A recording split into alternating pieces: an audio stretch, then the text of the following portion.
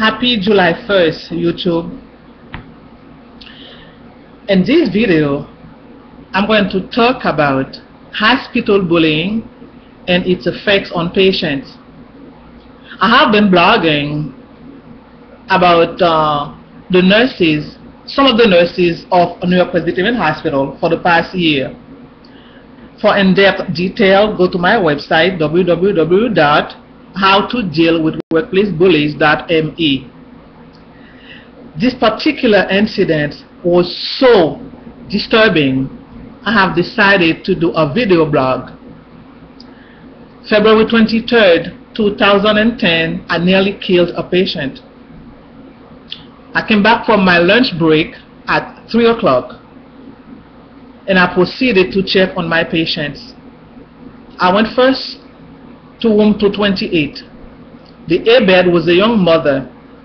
She was in possession of her faculties, but she had a stroke. She was unable to articulate her needs. Her right side was flaccid. She was connected to a nasogastric feeding tube, a peripheral line. She had a wedge under her right arm. She was heavier than me. Total care. She was wet and I needed someone to come in and help me. Ironically, her nurse had neurotic behavior. She could not stand the sight of blood, urine, or any other body waste. She used to literally scream at me like a crazy woman whenever I asked her to help with a patient. But that day, she was on her lunch break.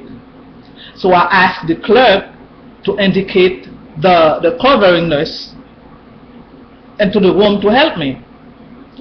The clerk then called for Katie. Katie was the covering nurse. She said she overheard it.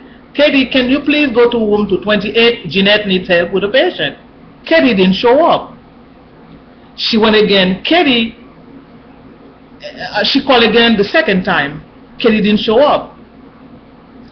Now, I understand Katie could have been busy with her patient, but why didn't she see anything? The overhead was loud, went all over the place, where was she? And the nurse, the charge nurse, was sitting in the report room. She only had 2 patients. Why didn't she step in? She could have helped, but So the second time I called again because the patient was totally wet. The entire sheet needed to be changed. So I called the clerk again. Unfortunately, I had to call her. She said, I've been calling for Katie. What do you want me to do? I called for Katie. She didn't show up. So I decided, I got frustrated. I said, let me take a walk to the nursing station.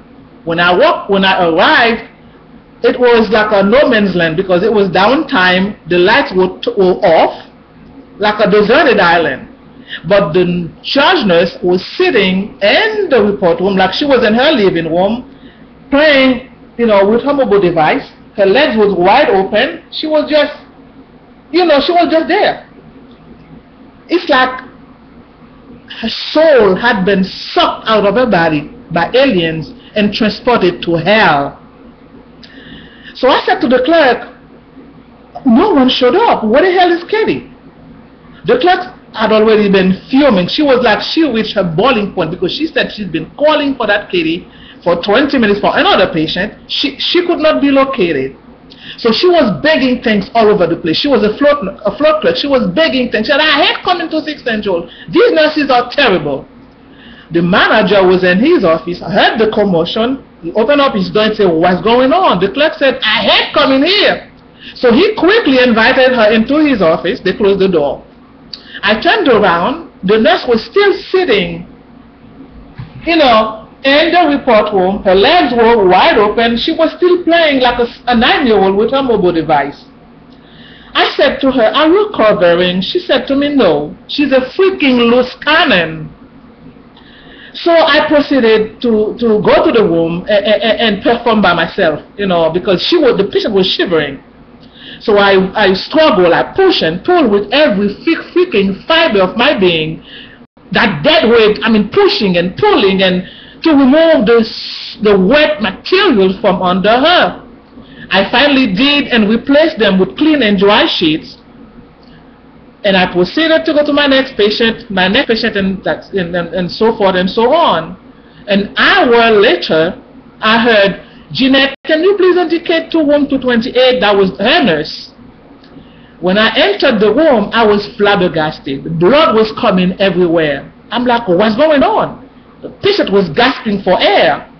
What happened was, when I reconnected the lines, they went to the wrong port, and the blood backflowed. And I could not believe it. I was a basket case. I'm thinking, oh my God. I kept hearing voices of her 2 kids. Mommy, when are you coming home? And I'm thinking, I was going to cause her death. I was a basket case. The nurse then, her nurse, instead of staying in the room to make sure that her patient was okay or call a doctor, her first priority was to email the manager who had already been gone. She dashed out of the room because you know why? She was afraid of blood. She could not stand this sort of blood. So that was a perfect excuse for her to leave the room. So me and the charge nurse, we changed the patient. The same process was repeated. That could have been prevented. We had to change the sheets, change her gown, do the whole process all over again. So I emailed the manager. It was a Friday. All weekend I was a basket case. When I went back to work on Tuesday, the manager called me in his office and he said, Jeanette, what happened? I explained what had happened. I said, but you heard what happened Friday when the clerk was, he was like, well, I don't remember. Now everything was on me. It was all my fault. I nearly killed a patient. So he said to me, well, my boss instructed me to issue a warning to you because you were performing outside of your scope of practice. Something that I had been doing for 2 years, disconnect and reconnected because the nurses were never available. So and I said, okay, because I was still disturbed, so I signed the warning. But that patient was discharged. You know, she may never be able to tell her, her family members her experience, but I was a basket case. So I signed the warning. But a few days later, when I regained my composure, I was reading the warnings, and there was so many damaging things against me. I'm like, wait a minute. I have to go to the manager, the director of nursing, a woman named Patty. So I went downstairs the third floor. As soon as she saw me, she was like, Jeanette, the warning stays. I said, no, I just want to tell you what had happened. I didn't mean that. And I said, what you said is wrong. Come on, this is too damaging. She was like, Jeanette, you know what? You nearly killed a patient. The warning stays. I'm like, no. And at that time, it came back to me again that the voices of the kids, Mommy, when are you coming home? Her husband, honey, you coming home? And I just broke down. I cried because for the first time I was gonna kill somebody, and I felt so freaking bad, and yet they gave me a warning. They issued a warning to me like I was the reason why the patient almost lost her life.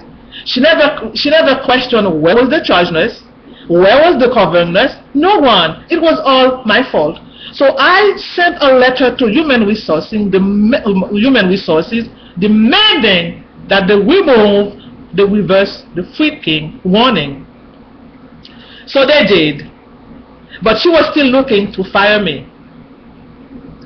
If it was somebody else, any other aide, nothing. I mean, they would have been covered. They had covered worse than that, but I was being targeted, so that's the reason why, they figured, well, this is a warning, so the second one, the third one, she'll get fired.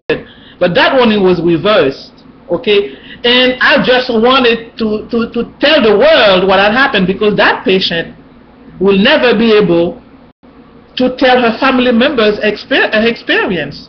That was a hell of an experience, and it was for me as well. So that is New York Presbyterian Hospital for you, okay? So happy 1st of July, and stay blessed. Bye-bye.